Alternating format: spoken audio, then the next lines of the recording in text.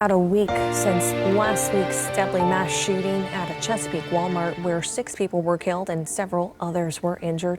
This left many scars seen and unseen, not just on families directly impacted, but also on those in our community who've already lost a loved one to gun violence. Our News 3 anchor Zach Dahlheimer spoke with one mother who's pitching in to help victims' families and others traumatized by all of this. And Zach, her family is no stranger to gun violence. That's right, Pari. Shauna Turner's son was killed nearly 5 years ago, coming from work in Virginia Beach to pick up his fiancee. Now, since then, she's formed a grassroots group to help families like hers. As she says, last Tuesday's Walmart shooting has been very hard on everybody and believes it also affects others that don't have a direct connection to the shooting. And that's why she's keeping an open line, offering resources for those impacted directly and indirectly.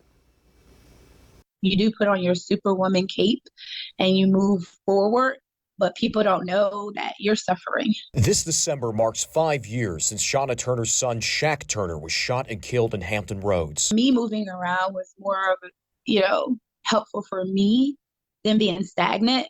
And there's a lot of sleepless nights still. Ahead of that anniversary, she says last week's shooting at a Chesapeake Walmart has been hard. Just reminded me of, my late son. He was at work and leaving work. You're afraid to go in a store. You're looking around you. PTSD is real. But through it all, she stepped up through her group, Hampton Roads Mask, standing for Mothers Against Senseless Killings, created after her son's death, providing support to families like her, being the voice of lives lost and families left behind. They're going to have a lot of sleepless nights because that was their loved one. She spent the last 8 days contacting first responders and attending a prayer vigil for the 6 killed, offering support anywhere she can. We know we all have to expire, but when you lose a loved one, it's very hard to accept and process all of it. As her doors open to help victims' families, she also has advice for those walking a similar path as she did, emphasizing self-care and therapy. Make sure you keep the right people in your circle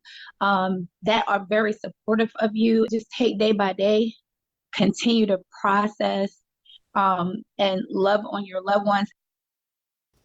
Now, Pari Turner says she's also available to help families with other things, such as life insurance and funeral arrangements. We have contact information for her and her group if you'd like to reach out right now at our website. That's WTKR.com. Zach Dahlheimer, News 3.